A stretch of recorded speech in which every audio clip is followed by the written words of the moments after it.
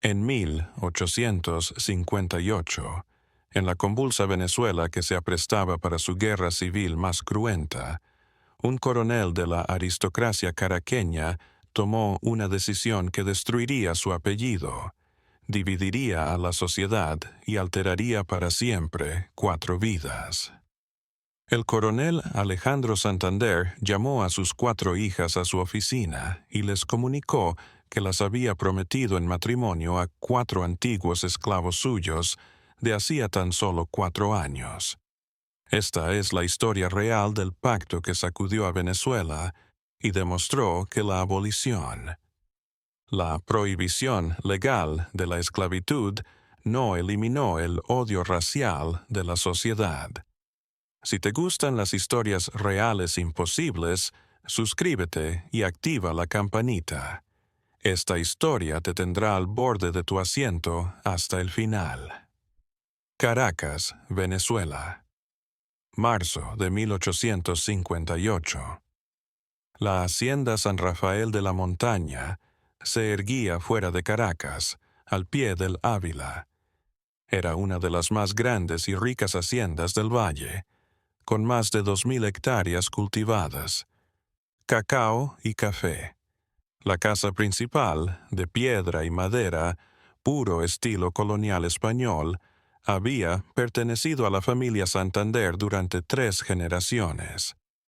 El coronel Alejandro María Santander y Palacios tenía 52 años y cargaba un apellido que se remontaba a los primeros españoles que llegaron a la Capitanía General de Venezuela. Había luchado en las guerras civiles que habían desgarrado al país tras la muerte del libertador Simón Bolívar en 1830. Su rostro curtido llevaba las marcas de guerras perdidas, pero sus ojos grises mantenían una claridad que perturbaba a quienes lo conocían.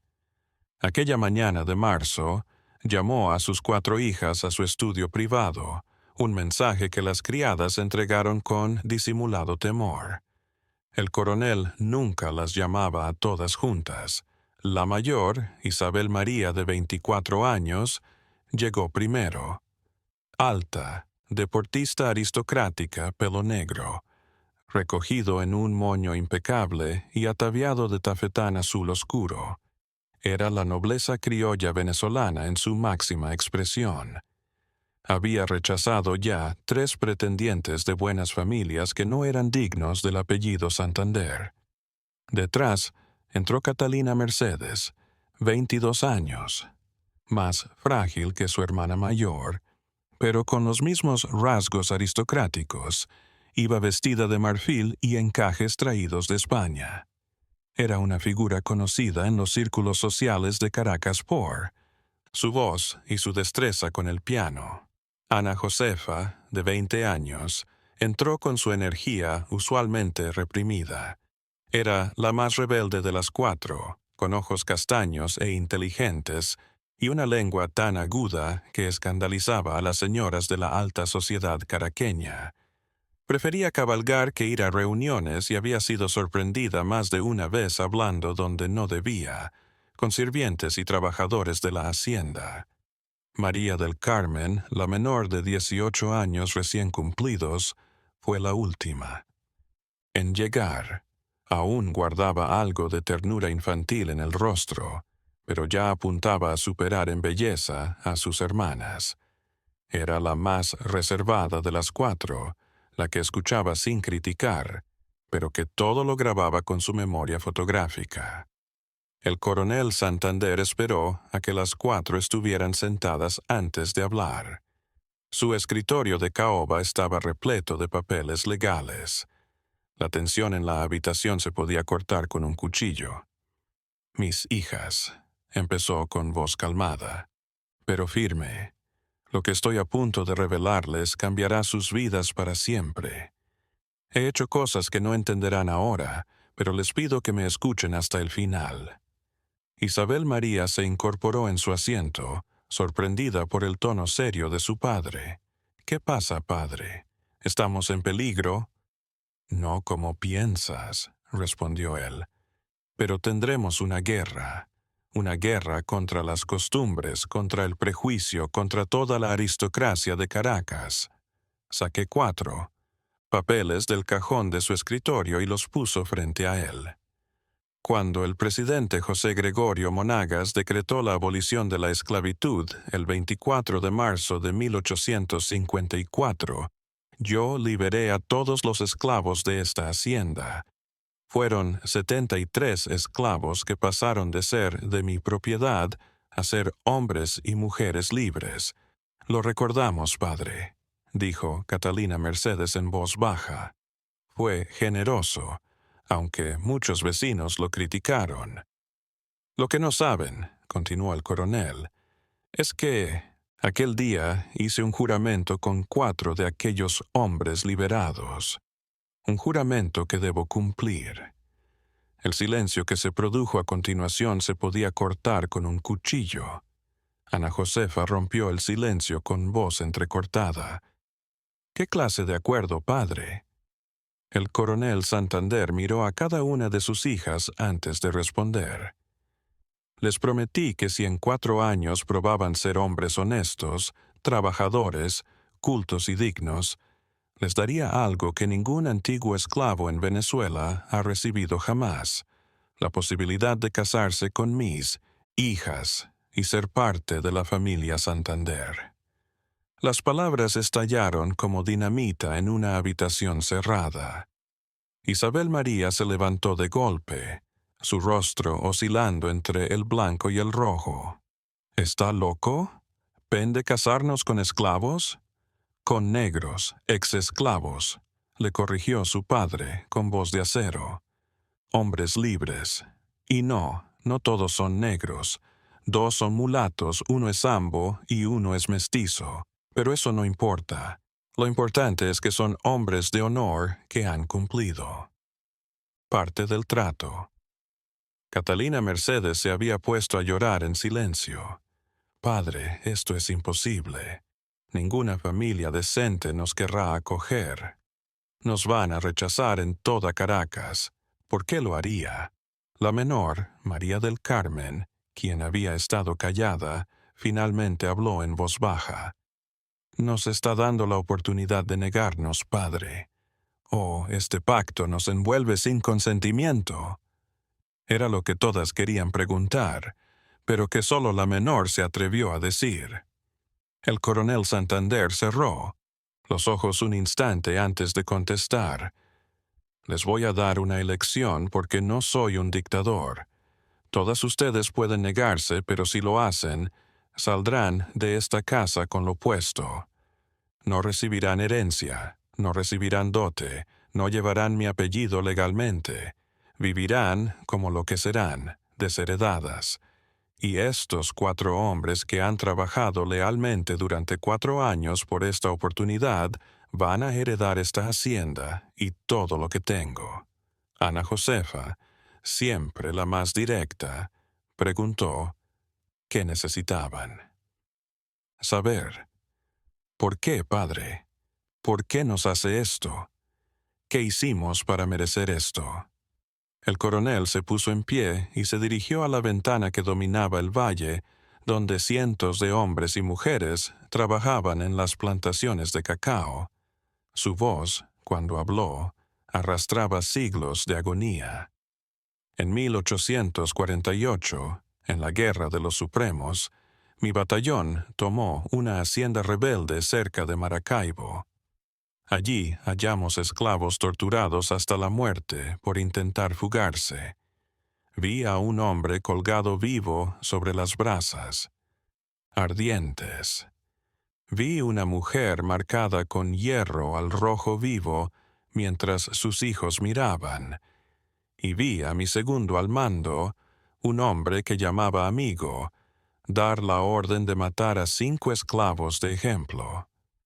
Se volvió hacia sus hijas con los ojos brillantes por lágrimas no derramadas. Aquel día comprendí que éramos monstruos, que toda nuestra civilización, toda nuestra grandeza, toda nuestra superioridad se erigía sobre un sufrimiento inimaginable. y juré a Dios que si algún día tenía poder de cambiar, aunque fuera una mínima parte de esa injusticia, lo haría. Los 4 hombres que les ofrezco como esposos fueron parte de esos 73 que liberé. Les he estado observando durante 4 años. Se educaron ellos mismos. Aprendieron a leer, escribir, calcular. Trabajan con honestidad, respetan a todos. Son mejores hombres que la mayoría de nobles que conozco. Isabel María, con la voz congelada de rabia reprimida, añadió: «Puede arruinar su propia reputación si quiere, padre, pero no tiene derecho a destruir las nuestras». «Tienen una semana», respondió el coronel. «Los 4 hombres vendrán a cenar el sábado, los conocerán y luego decidirán». Mientras las 4 hermanas salían de la oficina de Sock, el coronel volvió a su escritorio y sacó una carta que había guardado durante 4 años. Era del padre Domingo Herrera, el sacerdote que había instruido en secreto a los 4 antiguos esclavos.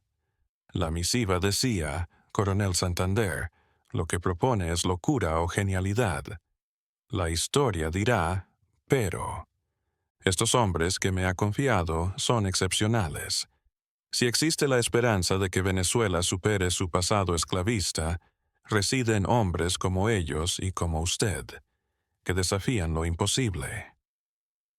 El coronel volvió a guardar la carta. Había prendido una llama que arrasaría no solo a su familia, sino a toda la sociedad de Caracas. Pero también sabía que era lo correcto.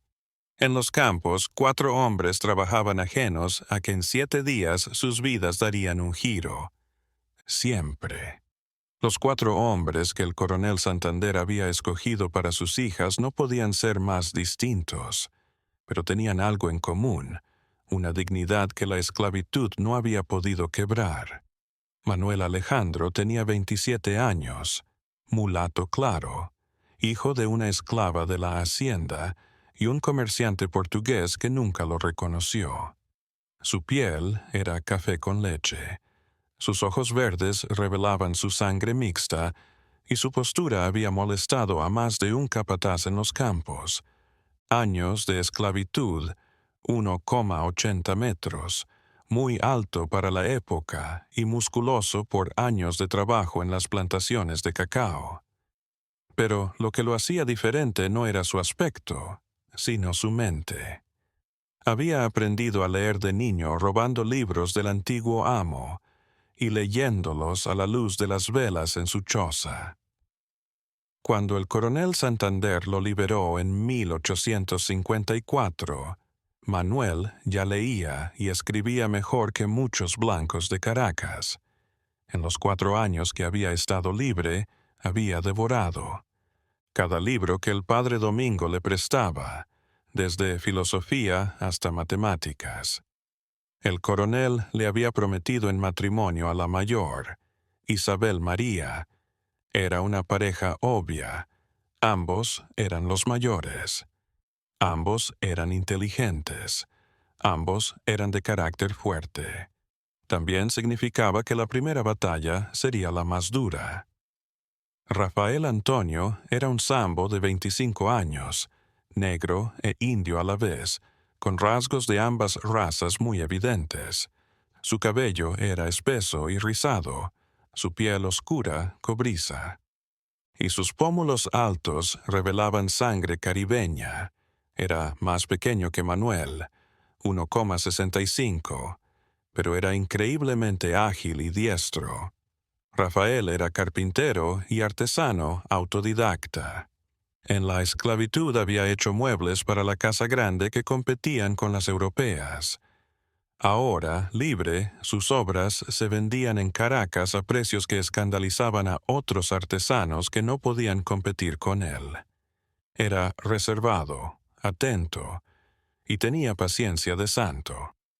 Estaba reservado para Catalina Mercedes. El coronel había notado que ella valoraba la belleza, la artesanía, y Rafael era un artista con manos de oro. Tomás Vicente tenía 24 años y era mestizo, blanco e indio sin sangre africana. Su piel era morena clara, su cabello liso y negro, sus ojos oscuros e inteligentes. Era el más civilizado de los cuatro porque su madre había sido maestra de pueblo antes de ser esclavizada por deudas inventadas. Tomás sabía leer sino también latín elemental, algo insólito para un ex-esclavo. Era el gerente no oficial de la hacienda, llevando las cuentas con una exactitud que había asombrado al coronel. Antes de hablar, medía sus palabras. Hablaba solo si tenía algo que aportar y nunca perdía la calma. Su futura esposa sería Ana Josefa. El coronel sabía que ella necesitaba a alguien que pudiera seguirle el ritmo sin tratar de controlarla. El menor de los cuatro, de 22 años, mulato oscuro, más cerca del negro que del blanco. Su piel era morena, su cabello corto y rizado y su sonrisa tan sincera que derretía hasta a los más prejuiciosos. Era el único de los cuatro hermanos que había nacido en la hacienda Santander. Sus padres, ambos esclavos, habían muerto en una epidemia de fiebre amarilla cuando él tenía 10 años. Era un hombre que tenía don con los animales, sobre todo con los caballos. Los sometía con paciencia y ternura en vez de con violencia. Y los mejores caballos resultaban. De la hacienda respondían a él mejor que a otro. También tocaba guitarra de forma autodidacta, componía canciones y cantaba con una hermosa voz que se escuchaba en campos de trabajo. La menor de las hermanas, María del Carmen, sería su prometida. El coronel observaba en los dos cierta ternura espontánea que podría hacer un matrimonio realmente tierno. El miércoles de aquella semana trágica, el coronel Santander llamó a los cuatro hombres a su oficina. Era la primera vez que entraban a esa habitación como hombres libres designados, no esclavos llamados a castigo. Caballeros, inició el coronel, título que ninguno de ellos había oído jamás atribuirse a sí mismos. Hace 4 años les hice una promesa. Les dije que si eran hombres de honor, les iba a dar la oportunidad que nunca ningún liberto en Venezuela ha tenido, ser parte de mi familia. Los cuatro se miraron entre sí. Habían trabajado 4 años pensando que esa promesa era verdadera, pero parte. De ellos siempre había sospechado que un noble respetara su palabra a esclavos. Les he dicho a mis hijas, prosiguió el coronel, el sábado cenan con vosotros, las conocéis y, si aún queréis, firmamos contratos matrimoniales ante notario. Las bodas son en un mes. Manuel, siempre al grano, dijo, ¿y si las muchachas se niegan? Coronel, les he dado la opción de negarse, reconoció Santander, pero si lo hacen, serán desheredadas. Esta hacienda, todo lo que tengo, pasará a ustedes 4 por partes iguales, no como esclavos que reciben limosna, sino como hombres que se han ganado ese derecho con 4 años de trabajo leal y autodidacta. Rafael, el carpintero callado, habló. ¿Por qué lo hace, señor? Nos da algo que acabará con su reputación, que todo Caracas lo rechace. ¿Por qué? El coronel respiró hondo. En el 48 vi cosas que no puedo olvidar, atrocidades contra esclavos y prometí que si alguna vez tenía la capacidad de alterar siquiera una porción de esa injusticia, lo haría. Los 4 son esa oportunidad. Tomás, el gerente, siempre exacto, preguntó lo que todos se preguntaban. Nos está utilizando, coronel. Somos su experimento social para limpiar su conciencia culpable. Era una pregunta brutalmente honesta. El coronel la miró antes de responder. Sí, confesó al fin. En parte sí, pero también creo de verdad que vais a hacer. mejores maridos que la mayoría de aristócratas idiotas que me cortejarían a mis hijas solo por dinero y título. Y creo que mis hijas, si superan el prejuicio que les he metido en la cabeza toda la vida, pueden ser felices con vosotros.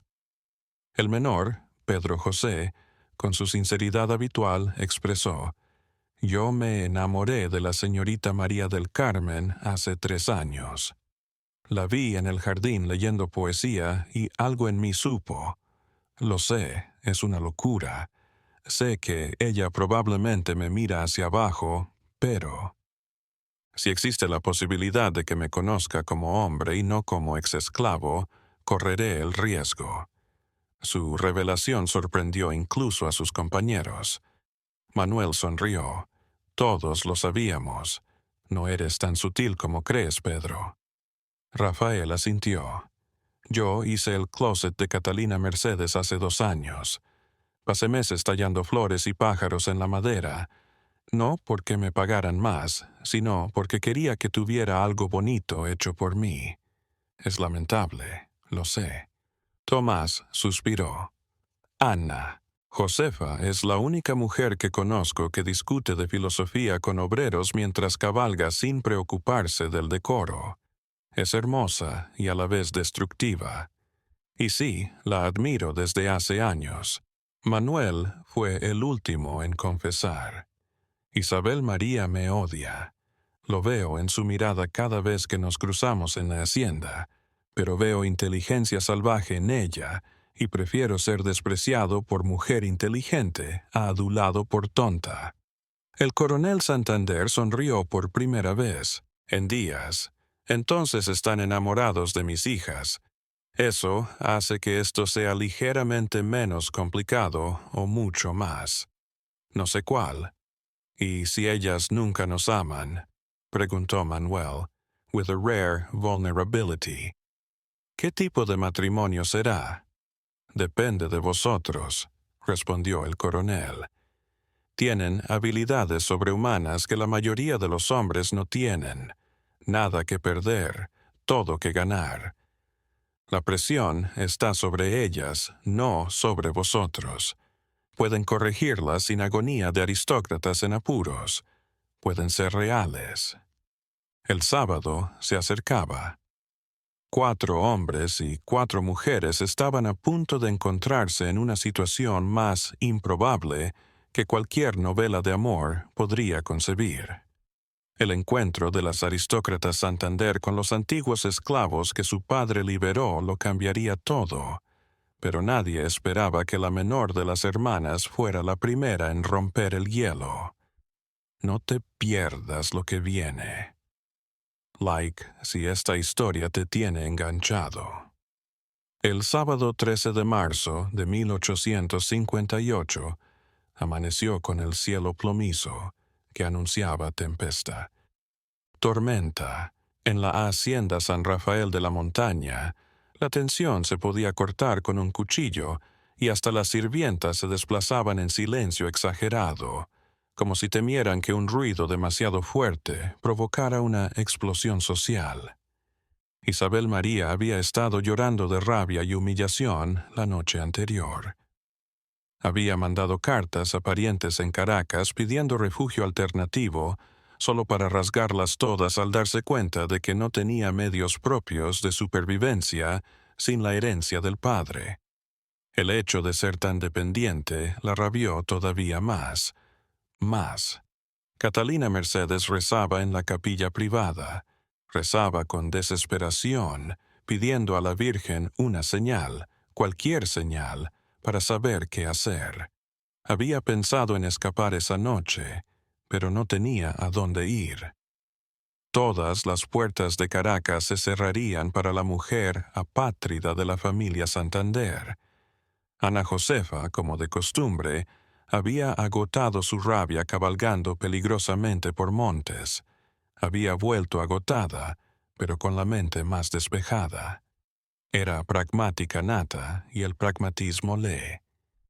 Dijo que necesitaba al menos conocer a estos hombres antes de comprometerse por completo. La pequeña María del Carmen había estado callada casi por completo, mirando a sus hermanas y a Claria, desesperadas y resignadas. Algo en su mirada que sus hermanas no podían interpretar. No era aceptación, pero no era rechazo, era curiosidad. El padre Domingo Herrera había sido invitado a cenar como observador neutral, apoyo moral de todos. Era un hombre de 50 años, de barba gris y ojo. Caritativo que había pasado su vida enseñando secretamente a esclavos, desafiando las leyes coloniales que lo prohibían. Había sido confesor de los Santander durante 20 años y era una de las pocas personas en Caracas que respaldaba por completo el plan del coronel. A las 7 de la noche, los 4 hombres llegaron a la casa grande. Se habían gastado casi todos sus ahorros en ropa adecuada. Trajes sencillos pero dignos, confeccionados por sastre local, que había aceptado el trabajo solo por el pago. Inmediato. No parecían nobles, pero parecían decentes. El comedor principal de la hacienda, donde normalmente cenaban solo familiares e invitados selectos de la alta sociedad, estaba puesto para 8 personas. La mesa de caoba resplandecía bajo la luz de candelabros de plata y la mejor porcelana europea estaba colocada con exactitud militar. Cuando las 4 hermanas entraron al comedor, el efecto fue inmediato. Los 4 hombres se pusieron en pie al unísono. Las hermanas se detuvieron en la puerta, analizando a las personas que su padre había escogido para ellas. Manuel miró a Isabel María sin parpadear. Fue el primer acto de rebelión silenciosa. Un hombre de su talla debía bajar la mirada ante un noble. Ella observó y sus ojos se entrecerraron. Rafael miraba a Catalina Mercedes con una mezcla de admiración y temor. Ella lo observó y desvió la mirada rápidamente, el color extendiéndose por su cuello. Tomás observaba a Ana Josefa con la misma intensidad analítica con que ella lo observaba. Fue un momento peculiar de reconocimiento mutuo, 2 cerebros afilados midiéndose entre sí como jugadores de ajedrez antes del primer movimiento. Le habría parecido gracioso de no ser por lo sincero que era. Ella lo observó y sorprendentemente sonrió levemente antes de apartar la mirada. El coronel Santander, testigo de estos primeros contactos, sintió un atisbo de esperanza. Al menos no había violencia inmediata. Mis queridas hijas, caballeros, Padre Domingo, inició formalmente. Gracias por estar aquí esta noche. Sé que es una situación extraña, pero les pido que pasen la noche conociéndose como personas antes de etiquetarse en categorías sociales que honestamente son construcciones sociales. Isabel María, incapaz de controlarse, respondió con voz gélida. Padre, las clases sociales están ahí por un motivo. Mantienen el orden, mantienen la civilización. Lo que plantea es destruir ese orden. Manuel, para sorpresa de todos, respondió antes de que el coronel pudiera hacerlo. Señorita Isabel, el orden al que se refiere se mantuvo durante siglos con violencia sistemática sobre millones de personas. Si eso es civilización, puede que nos haga falta. El silencio que se produjo a continuación era absoluto. Ningún liberto le hablaba así a una aristócrata, y menos la contradecía. Todos esperaban rabia, pero Isabel María sonrió. No era sonrisa amable, era sonrisa de duelista saludando a un oponente digno. Entonces tiene pensamientos. Interesante.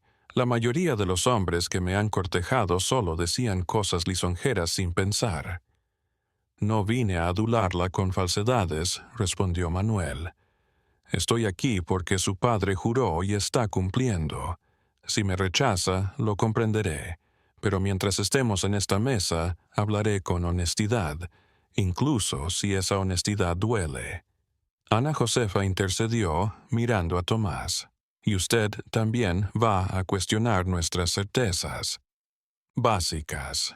Tomás dudó antes de responder. Señorita Ana, sus convicciones son suyas para conservarlas o modificarlas. No vine a retarlas, vine a proponer. Puedo ser el marido que respeta su mente y le da libertad, o puedo desaparecer de su vida esta noche. La decisión es suya. Era una forma de abordaje distinta a la de Manuel, menos directa, pero igualmente firme. Catalina Mercedes, con la voz entrecortada pero cortés, le preguntó a Rafael, ¿Es cierto que usted hizo mi armario? Rafael asintió, sorprendido de que lo supiera. Sí, señorita, estuve 3 meses en él. Quería que quedara perfecto. Es el mueble más hermoso que tengo, reconoció con dolorosa sinceridad. Más hermosa que las europeas que tenemos en casa.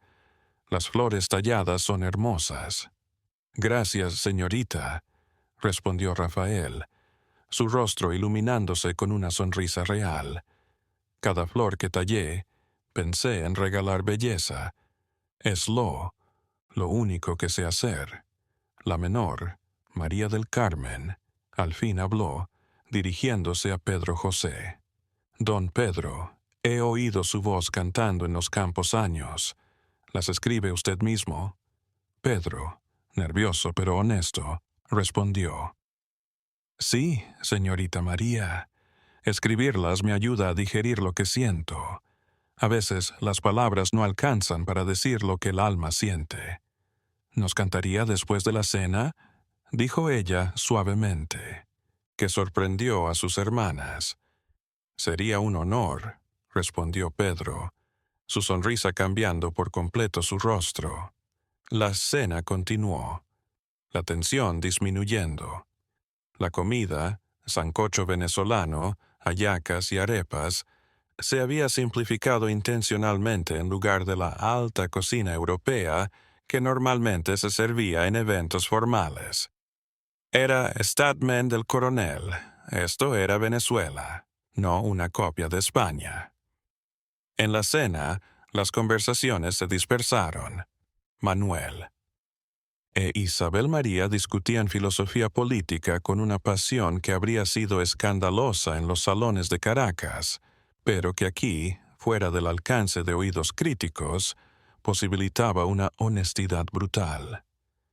La abolición de 1854 fue un error, declaró Isabel María provocativamente. Libertó esclavos sin prepararlos para la libertad. Surgió así una masa de individuos desorientados y sin recursos económicos. ¿Y quién tiene la culpa de esa falta de preparación?, respondió Manuel con controlada pasión. Los esclavos que eran intencionalmente mantenidos en la ignorancia, o los amos que penalizaron su instrucción. El error no fue liberar demasiado pronto, fue esclavizar en primer lugar. Eso es simplista, respondió Isabel. La economía venezolana dependía de la esclavitud. La abolición trajo ruina económica. Una economía edificada sobre el dolor humano merece derrumbarse, respondió Manuel sin ceder. Y no se derrumbó, se adaptó, continúa evolucionando. El padre Domingo, que había estado escuchando la discusión, sonreía en silencio. Era exactamente el tipo de conversación intelectual que Isabel anhelaba. En el otro extremo de la mesa, Rafael le enseñaba a Catalina Mercedes bocetos de muebles que guardaba en un cuaderno desgastado. Ella observaba sus dibujos con interés real, preguntando por técnicas, por musas. Era la primera conversación sobre arte que tenía en años. Tanto Tomás como Ana Josefa habían encontrado amor por las matemáticas. Le mostraba el nuevo sistema de contabilidad que había diseñado para Hacienda, y ella hacía preguntas agudas que revelaban entendimiento rápido de ideas complejas. Era una conversación que ningún otro hombre en su círculo social habría tenido con ella, dando por sentado que una mujer no podía comprender los números. Tito había traído su guitarra y después de la cena cantó 3 canciones de su autoría. Su voz era cálida y suave. Las canciones trataban sobre libertad, esperanza, amor imposible. Al finalizar, María del Carmen tenía lágrimas en los ojos. Esa última canción, dijo en voz baja, la de pájaro que aprende a volar tras años en jaula, la escribió para ti. Sí, señorita, reconoció Pedro, pero también sobre cualquiera que se da cuenta de que sus grilletes estaban hechos solo de metal, no de destino. A las 11 de la noche, cuando la reunión terminó, algo se había movido. Las hermanas Santander no estaban enamoradas. Eso habría sido ridículo después de una noche, pero habían encontrado algo mejor. Estos hombres eran reales, complicados, inteligentes y sorprendentemente difíciles de encasillar en las categorías simplistas que la sociedad les había mostrado. Mientras los 4 hombres se alejaban a sus hogares, Manuel les dijo a sus compañeros: «Sobrevivimos a la primera batalla, pero la guerra apenas comienza». Tenía razón porque al día siguiente toda Caracas se enteraría de lo que el coronel Santander había planeado, y la respuesta sería explosiva. El domingo 14 de marzo de 1858, en plena misa en la Catedral de Caracas, el escándalo estalló con una violencia que superó las previsiones más pesimistas del coronel Santander.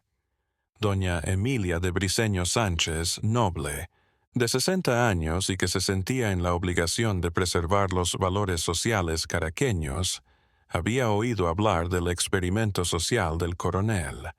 Había mandado espías disfrazados de vendedores ambulantes a la hacienda San Rafael que espiaran la cena del sábado desde las ventanas. Un día, en misa, justo antes del rito de paz, antes de la comunión, doña Emilia se levantó y su voz resonó por toda la catedral. «Tengo denuncia grave. El coronel Santander está prostituyendo a sus propias hijas y casándolas con negros libertos». El silencio en la catedral era tan absoluto que se podía oír la respiración de 200 personas aterradas. Entonces se desató el infierno. Las voces se levantaron al unísono. Las mujeres chillaban. Hombres pedían respuestas. El cura, Ramón Gómez, a diferencia del padre Domingo que había cenado con los Santander, tocaba en vano su campana para restablecer el orden. El coronel Santander, que había ido a misa a propósito, sabiendo que el enfrentamiento era inevitable, se levantó con militar calma. Su voz, acostumbrada a mandar en campos de batalla, se abrió paso en el caos. Sí, el silencio volvió a caer. Todos anhelaban oír su explicación, su locura, lo que fuera que justificara semejante monstruosidad. Mis 4 hijas se casarán con 4 de mis esclavos, liberados por decreto nacional en 1854. Estos hombres han sido trabajadores honestos, educados, honorables durante 4 años. Serán mejores maridos que la mayoría de nobles parásitos de esta catedral. La respuesta fue una explosión de rabia y gritos. Don Sebastián Torres, hacendado y viejo compañero del coronel, exclamó: «Se ha vuelto loco, está arrastrando por el lodo un apellido de 3 siglos con esta locura». «Mi apellido», respondió el coronel con frialdad, «fue manchado por mis ancestros que esclavizaron a miles. Ahora, lo que hago es tratar de limpiarlo». Doña Beatriz de Mendoza, la madre de uno de los pretendientes de Isabel, María había rechazado, chilló histérica: «Sus hijas serán repudiadas. Nadie en Caracas las recibirá. Serán marginados sociales. Prefiero parias honorables a aristócratas falsos, respondió el coronel antes de abandonar la catedral con la cabeza en alto, pero con su reputación hecha añicos. En las semanas que siguieron, la guerra social se intensificó. A la Hacienda Santander llegaban cartas todos los días, algunas con amenazas directas, otras con súplicas de familiares para que cambiara de opinión. Su, el mayor de sus hermanos, don Rodrigo Santander, que residía en Maracaibo, recorrió 14 días a caballo para desafiarlo. Alejandro, esto es suicidio social, dijo Rodrigo en la oficina del coronel. No solo destruyes tu nombre, destruyes el apellido. Mis hijos pagarán por tu locura. Los hijos de nuestros primos van a sufrir. ¿Cómo puedes ser tan egoísta? Egoísta, respondió Alejandro con peligrosa calma. Durante 300 años nuestra familia amasó fortuna sobre espaldas de esclavos. Eso no fue egoísmo, hermano. Tienes 30 esclavos en tu hacienda de Maracaibo sin liberar, a pesar de que la ley de 1854 lo ordena. ¿Quién es egoísta? Son trabajadores felices, se defendió Rodrigo. Les pago buenos sueldos ahora. No necesitan papeles de libertad. Si no necesitan papeles, ¿por qué no se los das? La pregunta quedó en el aire, pero la peor presión no venía de familiares, sino de instituciones. El Banco de Venezuela, en el que el coronel tenía cuentas importantes, le comunicó que su cuenta sería cerrada. Proveedores que habían trabajado con Hacienda durante décadas rompieron contratos. Incluso el médico de cabecera mandó una nota diciendo que ya no atendía más a la familia Santander, que se jugaba su reputación. Las hermanas Santander todavía sufrían.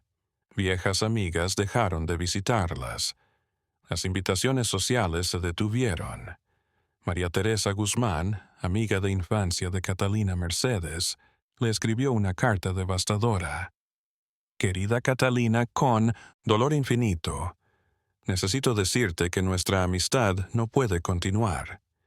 Mi familia ha dicho que sería una locura estar contigo ahora. Espero que comprendas.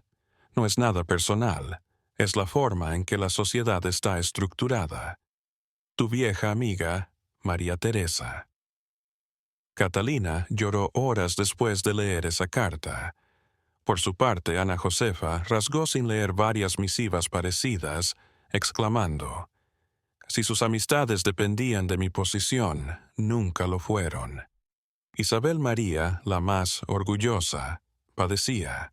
Tal vez más. Todo su ser giraba en torno a ser Isabel María Santander, aristócrata de sangre perfecta. Ahora ese nombre estaba siendo arrastrado por su propio padre. Una parte de ella odiaba a los 4 exesclavos por existir, aunque sabía que no era culpa de ellos. Pero fue la menor, María del Carmen, quien sorprendió a todos. Una tarde lo sorprendió en establos y le dirigió la palabra por primera vez después de la cena. «Mire, don Pedro, le voy a decir una cosa», dijo con firmeza. «Todas estas personas que nos gritan, que nos rechazan, que nos insultan, están probando por qué mi padre tiene razón. Si civilización es crueldad con los inocentes, necesitamos menos civilización». Pedro la miró, sorprendido. «Señorita María, ¿acepta casarse?» «Aún no lo sé», reconoció ella sinceramente. «Pero quiero conocerlo, no como una rata de laboratorio de mi padre, sino como una persona. Sería una falta de respeto si que me enseñara a tocar guitarra». Pedro sonrió, esta vez sinceramente. «Sería un gran honor, señorita. Ese simple acto de rebelión, aristócrata enseñando guitarra a exesclavo, encendió algo que nadie vio venir. Las hermanas comenzaron, lenta, tentativa y cautelosamente, a conocer a los hombres que su padre había selected. Isabel María, que había devorado todos los libros de filosofía de la biblioteca familiar, resultó que Manuel también los había leído y tenía ideas sorprendentes que desafiaban las ideas de los libros, suyas. Iniciaron discusiones que se extendían por horas en el jardín de la hacienda, escandalizando a las criadas pero fascinando a los dos. Catalina Mercedes iba al taller de carpintería de Rafael. Lo observaba trabajar, aprendía sobre maderas, técnicas. Era la primera vez que tocaba algo con las manos más allá de bordar y le gustaba. Ana Josefa y Tomás se desempeñaban como compañeros en la Real Hacienda. Él le enseñaba contabilidad avanzada y ella le aplicaba su mente aguda a optimizar procesos. Hacían un equipo inesperado, y María del Carmen tomaba clases de guitarra con Pedro José 2 tardes a la semana. Las charlas fluían entre lecciones, hablando de familia, sueños, temores. No era amor, pero era algo, humanización recíproca. Empezaban a mirarse no como categorías, sino como personas. Mientras tanto, fuera de la hacienda, las tensiones sociales seguían creciendo y pronto estallarían. El escándalo había estallado, pero lo que estaba por venir pondría en riesgo vidas reales. La orden del coronel no solo destrozaba reputaciones, estaba desatando una violencia que nadie podía controlar. No te pierdas el próximo episodio. Suscríbete y no te pierdas cómo esta imposible historia llega a su punto culminante. La noche del 2 de abril de 1858 fue asaltada la hacienda San Rafael de la Montaña por unos 20 hombres enmascarados, pero cuyas voces y actitudes delataban a miembros de las familias aristocráticas caraqueñas. Penetraron en los terrenos de la hacienda, con antorchas y armas. Su intención era, por supuesto, incendiar las casas en que habitaban los 4 libertos y darle una lección.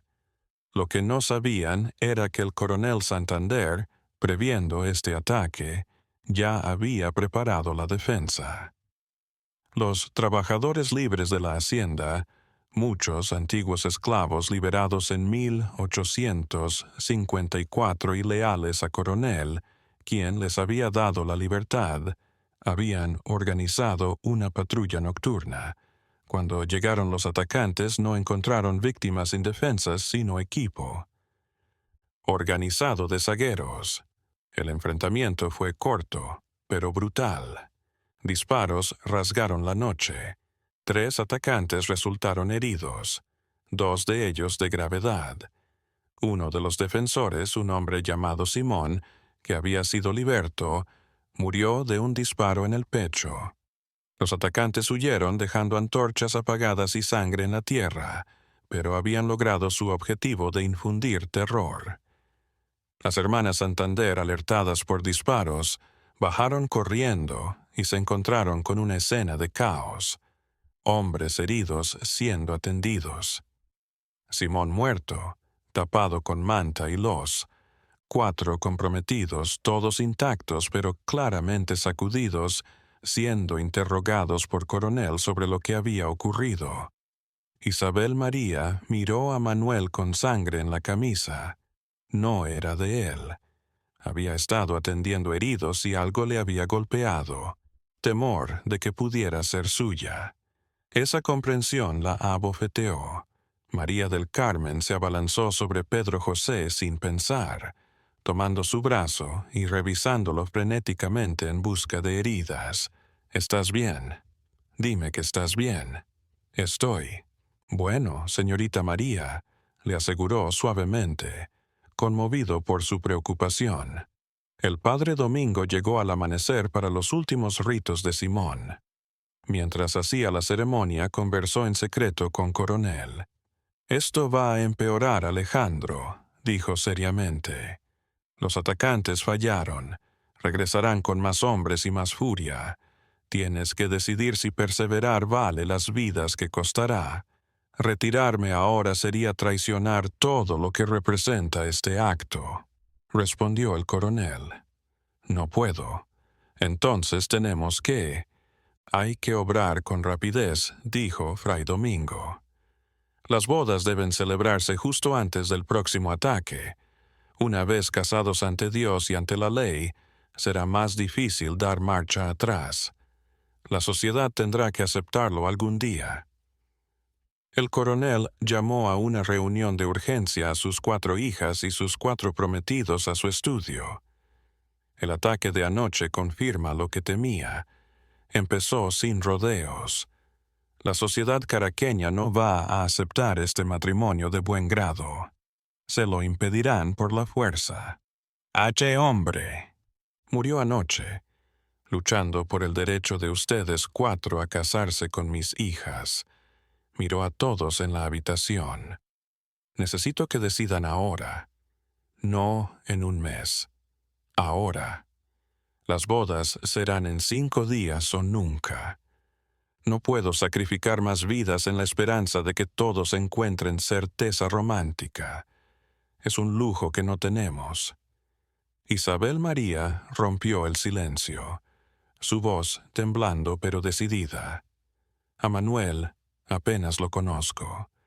Puede que no lo quiera por mucho tiempo, si es que... Lo amo una vez. Pero anoche, cuando oí disparos, mi primer pensamiento fue que podrías estar herido, y eso me aterró más que el rechazo social, así que, sí, me casaré contigo. Manuel, sorprendido por su brutal honestidad, respondió: Isabel, yo tampoco te amo aún, pero te respeto, y el respeto es mejor base para el matrimonio que la vana pasión que los nobles llaman amor. Catalina Mercedes, la siguiente, tomó la palabra. Rafael, usted hace magia con sus manos. En el mundo cruel y... fealdad, eso es maravilloso. Le he visto tratar con respeto a todos, incluso a aquellos que lo desprecian. Si he de casarme, antes me casaré con hombre de bien que con cruel aristócrata. Acepto. Rafael tomó la suya con una delicadeza impropia de sus manos de carpintero. Catalina, voy a pasar mi vida haciendo la belleza y defendiéndola de la fealdad del mundo. Ana Josefa observó a Tomás con ojos pragmáticos y algo más tierno. Tomás, no me tratas como si fuera un adorno o una. Amenaza, me trata como a una igual. Eso es más raro que el oro. No sé si nos amaremos, pero nos respetaremos y eso es un comienzo. Acepto. Tomás asintió, serio. Ana, te prometo que nunca te pediré que seas menos de lo que eres. Tu cerebro es increíble y sería un crimen desperdiciarlo. Finalmente, María del Carmen habló. Su voz era la más firme de todas. He estado tomando clases de guitarra contigo durante semanas, pero lo que he estado aprendiendo es quién eres como persona. Eres bueno, leal, y encuentras belleza donde otros no. Me casaré contigo y no solo por deber. Me casaré contigo porque de verdad creo que podemos ser felices juntos. Pedro tenía lágrimas en los ojos. María del Carmen, voy a hacer todo lo posible por hacerte feliz todos los días de nuestra vida. El coronel Santander cerró los ojos un instante. El peso de los años pareció levantarse de sus hombros. Entonces está decidido. Las bodas serán el domingo 7 de abril, en 5 días. Oficiará el padre Domingo. Ceremonia aquí en la capilla privada de la hacienda. No habrá invitados, solo nosotros y Dios. Durante los 5 días siguientes la hacienda fue una fortaleza. Guardias patrullaban. Las hermanas cosían para una modista del pueblo, una de las pocas que no había rechazado trabajar para los Santander en vestidos nupciales sencillos pero dignos. Los 4 jurandos preparaban sus votos, auxiliados por Padre Domingo. El 7 de abril de 1858, bajo el cielo plomizo que anunciaba tempestad, pero nunca disparó, se casaron 4 veces que transformarían a Venezuela para siempre. La capilla privada de la Hacienda San Rafael nunca había sido testigo de una ceremonia tan trascendente. Las paredes encaladas, el sencillo altar con una cruz de madera tallada por Rafael años atrás, y los bancos de madera donde apenas cabían 20 personas serían testigos de algo nunca visto. El padre Domingo Herrera se puso sus mejores ropas sacerdotales, sabiendo que lo que iba a hacer le podría costar el puesto en la iglesia, pero había pasado su vida predicando que todos los hombres eran iguales ante Dios, y ahora tenía la oportunidad de probarlo. Las 4 hermanas Santander aparecieron juntas en vestidos blancos sencillos, muy alejados de la ornamentación que se esperaría de las hijas de un coronel. Isabel María había sido tajante. Si vamos a desafiar a la sociedad, hagámoslo con todo. Nada de falsedades. Los 4 novios aguardaban en el altar, en sus mejores galas. No eran ricos, pero eran decentes. Manuel, Rafael, Tomás y Pedro se miraron entre sí en un instante de solidaridad silenciosa. Estaban por romper la línea que ningún antiguo esclavo en Venezuela había cruzado. El coronel Santander condujo al altar de una sola vez a sus 4 hijas, en un gesto sin precedentes que representaba la unión de voluntades. Su expresión era una mezcla de orgullo, tristeza por el aislamiento social que sabía que llegaría y determinación de acero. Inició la ceremonia el padre. Domingo, con. Palabras que resonarían durante siglos.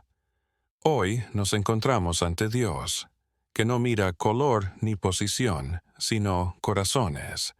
Estos 4 matrimonios que casamos son prueba de que el amor, el respeto y el compromiso superan las etiquetas que los hombres inventan para separarse. Una tras otra, las parejas recitaron sus votos. Isabel María y Manuel se juraron respetarse en la diferencia, valorar la inteligencia del otro y edificar su matrimonio sobre la verdad. Catalina, Mercedes y Rafael se juraron hacer belleza, defenderse del mundo y hallar alegría en las pequeñas cosas. Ana Josefa y Tomás se juraron socios iguales, jamás poner límites al otro y conquistar el mundo en equipo. María del Carmen y Pedro se comprometieron a ser buenos, a ser felices y a recordar que escogieron libremente este camino. Cuando el padre Domingo dijo las palabras finales, «Os declaro marido y mujer ante Dios y los hombres». Algo importante cambió en Venezuela. 4 nobles se habían casado legítimamente con 4 antiguos esclavos. El hecho estaba hecho. Tras la ceremonia, la recepción fue sencilla, cena sencilla, música de guitarra de Pedro y charla nerviosa sobre el futuro, pero al menos el paso más difícil había terminado. Esa noche, cuando 4 parejas se dirigieron a sus habitaciones nupciales dispuestas en distintas haciendas, cada una se enfrentó a la realidad de lo que había hecho. No todas las noches fueron románticas, algunas tensas, otras incómodas, algunas sorprendentemente dulces, pero todas fueron el inicio de algo. La mañana del 8 de abril, Venezuela amaneció con 4 matrimonios que desafiarían todo lo que la sociedad pensaba que sabía sobre raza, clase y posibilidad. Los meses que siguieron fueron los más duros de sus vidas. El ostracismo social fue completo y salvaje. El coronel Santander fue expulsado del club militar al que había pertenecido por 30 años. Subordinados que habían estado a sus órdenes le escribieron cartas de repudio. Su nombre fue eliminado de los registros sociales de Caracas como si nunca hubiera existido. Las 4 parejas lo llevaron peor. Cuando Isabel María y Manuel intentaron ir a Caracas 3 semanas después de casados, fueron escupidos en la calle. Vendedores se negaron a venderles. Iglesias les negaron la entrada. Catalina Mercedes perdió el contacto con todas sus amigas de la infancia. Las cartas que mandaba eran de vuelta sin abrir. Su prima favorita, con la que creció como una hermana, le mandó un mensaje mortal. Estás muerta para esta familia. Quizás la humillación más refinada la sufrió Ana Josefa. Un grupo de aristócratas dispuso un funeral falso por la muerte social de Ana Josefa Santander, con ataúd y epitafio burlesco. Cuando Ana se enteró, se rió con amargura y le dijo a Tomás, al menos son originales en su maldad. La menor, María del Carmen, padecía otro tipo de dolor. Había sido la más cercana a su madre, fallecida años atrás. Fue a la tumba familiar y alguien había pintado sobre la lápida de su madre. Su hija menor deshonró su nombre, pero en medio del ostracismo, algo sorprendente empezó a suceder. Las 4 parejas empezaron realmente a formar relaciones. Isabel María se dio cuenta de que las discusiones intelectuales con Manuel superaban cualquier conversación con aristócratas superficiales. Una noche, hablando de Roos, lo sorprendió mirándolo con algo. Más que respeto. Era admiración y tal vez, solo tal vez, amor. Catalina Mercedes se quedaba horas en el taller de Rafael, aprendiendo carpintería, experimentando la satisfacción de crear algo con sus propias manos. Cuando él talló una cajita musical para su cumpleaños con pájaros y flores, ella lloró de verdad. Ana, Josefa y Tomás modernizaron la Real Hacienda, introduciendo sistemas que multiplicaron su eficiencia. Eran un equipo perfecto ella. Con ojo estratégico, él con precisión ejecutiva y en noches, las charlas de trabajo se fueron abriendo a hablar de sueños, temores, esperanzas. María del Carmen y Pedro fueron la pareja que más rápido halló la verdadera dicha. Él le escribía canciones. Ella leía poesía. Juntos sembraron un pequeño jardín al que llamaron Nuestro Lugar, en donde pasaban las tardes planeando un futuro. 6 meses después de casados, Isabel María dio la noticia de que estaba embarazada. La noticia fue celebrada por la familia Santander, pero con horror renovado por la sociedad caraqueña. Ahora habrá bastardos apellidándose Santander, escribió un periódico local con malicia apenas disimulada. Pero Isabel, la más reacia al principio, ahora era la más fiera defensora de su matrimonio. Le respondió al periódico con carta abierta. Mi hijo no será bastardo, será legítimo, amado y educado para ser superior a la generación que más valora el color que la virtud. La misiva causó revuelo. Por primera vez, alguien de la nobleza abogaba públicamente por tales matrimonios, no avergonzado, sino orgulloso y desafiante. Y poco a poco, muy poco a poco, las cosas empezaron a transformarse. 2 años después de los matrimonios, en 1860, Venezuela se hallaba en plena guerra federal entre liberales y conservadores. En medio de la violencia, la historia de los Santander se había erigido como emblema del cambio social que la guerra decía perseguir. Para 1862 las 4 parejas tenían hijos. Isabel María y Manuel tuvieron 2 hijos, niño, Alejandro por el abuelo y Libertad, la niña. Catalina, Mercedes y Rafael tuvieron unas trillizas a las que llamaron Fe, Esperanza y Caridad. Ana Josefa y Tomás tuvieron un solo hijo, Simón Bolívar, en honor al Libertador. María del Carmen y Pedro tuvieron una hija a la que llamaron Aurora, que significa nuevo amanecer. Estos niños, todos mestizos, sangre aristocrática y esclava mezclada, crecieron en hacienda convertida. No conocían la esclavitud, solo la libertad. No conocían segregación, solo igualdad. Eran laboratorio viviente del futuro que Venezuela puede ser. El coronel Santander falleció en 1865, a los 59 años, no de enfermedad, sino de bala, en otro ataque en defensa de la hacienda. Sus últimas palabras a sus 4 yernos fueron: «Cuiden de mis hijas y muéstrenle al mundo que tenía razón». Murió sabiendo que había logrado algo increíble. Había roto la barrera que todos decían que era imposible de romper. En 1870, cuando el polvo de guerra federal se hubo asentado, Venezuela resurgió. Transformada. La esclavitud había sido abolida. El prejuicio racial no había desaparecido, pero ya no era absoluto. Había agujeros en el sistema y en esos agujeros familias como los Santander habían plantado semillas de cambio. Las 4 hermanas vivieron vidas largas. Isabel María se hizo escritora contando sus memorias de cómo pasó de ser una aristócrata prejuiciosa a defensora de la igualdad. Catalina Mercedes fundó una escuela de artes, en la que aprendían niños de todas las razas. Carpintería, música, pintura. Ana Josefa fundó el primer banco que otorgaba préstamos sin distinción a antiguos esclavos.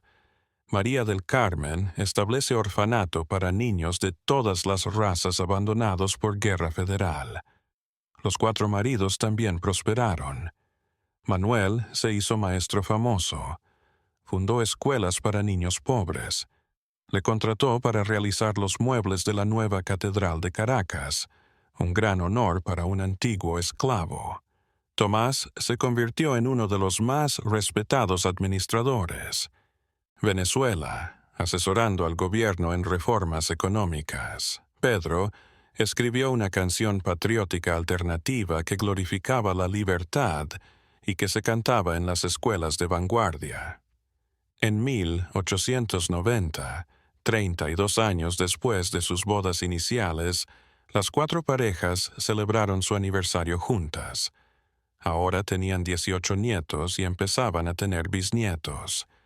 La familia Santander se había extendido, entremezclado, mutado.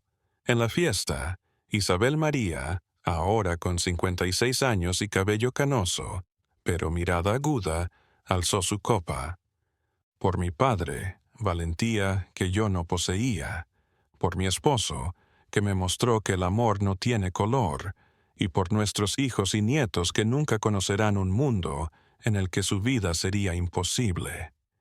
Manuel, ahora de 59 años, respondió: y por Venezuela, que finalmente está entendiendo lo que siempre debió haber sabido, que la humanidad compartida es más importante que las fronteras inventadas. La historia del coronel Santander y sus 4 hijas no termina con sus muertes. Su influencia continuó moldeando. Venezuela por generaciones. Para 1920, 62 años después de aquellos matrimonios escandalosos, Venezuela era otra.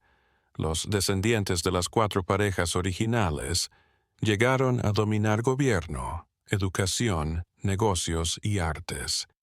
El apellido Santander, rechazado en 1858, ahora era admirado por la misma razón por la que había sido rechazado: por desafiar la injusticia. Los archivos históricos registran al menos otras 43 familias nobles venezolanas. Inspiradas, por ejemplo, en los Santander, posibilitaron matrimonios interraciales entre 1860 y 1900.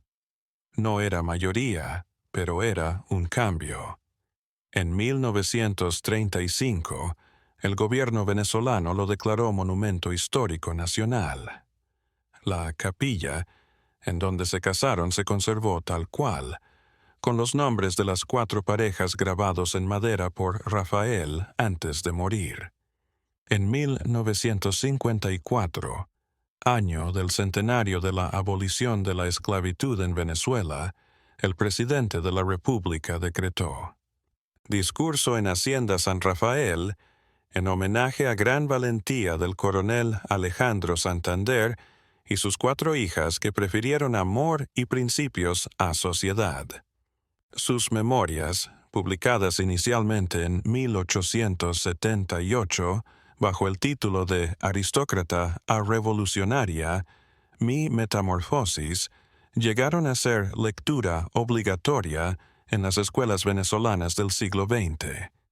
Miles de estudiantes aprendieron sobre una mujer que había reconocido abiertamente su prejuicio y registrado su agonizante pero necesaria transformación.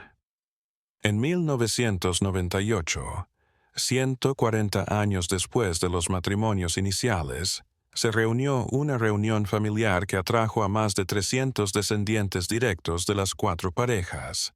Eran médicos, abogados, artistas, empresarios, maestros. Eran blancos, negros, mestizos, mulatos. Eran Venezuela en miniatura. En dicha reunión, la bisnieta de Isabel María y Manuel, historiadora llamada Elena Santander Rodríguez, realizó una ponencia sobre historia familiar. Lo que mi tatarabuelo, el coronel, hizo en 1858 no fue caridad, fue justicia. No estaba liberando a 4 exesclavos, estaba liberando el alma de su familia y, en pequeña medida, el alma de Venezuela, mostrándonos que las categorías sociales son construcciones humanas que pueden y deben ser desafiadas cuando generan sufrimiento. Mis bisabuelas Isabel María, Catalina Mercedes, Ana Josefa y María del Carmen tampoco fueron santas. Al principio fueron partícipes del sistema que su padre desafió, pero tuvieron el valor de cambiar, de reconocer el error, de elegir la humanidad sobre el orgullo. Los Santander son historia, maravillosa, pero también recordatorio simple. Todo gran cambio social comienza con personas que desafían el statu quo. El coronel Santander observó injusticia y actuó, a sabiendas de que le costaría todo lo que apreciaba en la sociedad. Sus hijas antepusieron la humanidad al orgullo. Los 4 libertos mostraron que la libertad legal es solo el principio. La verdadera dignidad se adquiere viviendo con honor. 167 años después, Venezuela aún lidia con los fantasmas de su pasado colonial y esclavista. Pero familias, como los Santander, demostraron que el cambio es posible, que el amor puede superar fronteras que sociedades erigen, que el coraje de una persona puede encender el cambio de muchos. Esta historia demuestra que lo imposible es solo lo que no hemos tenido el valor de probar. La historia de los Santander nos muestra que el cambio verdadero se inicia al reconocer humanidad compartida por encima de divisiones superficiales, y ese es el legado que no debemos olvidar, sí.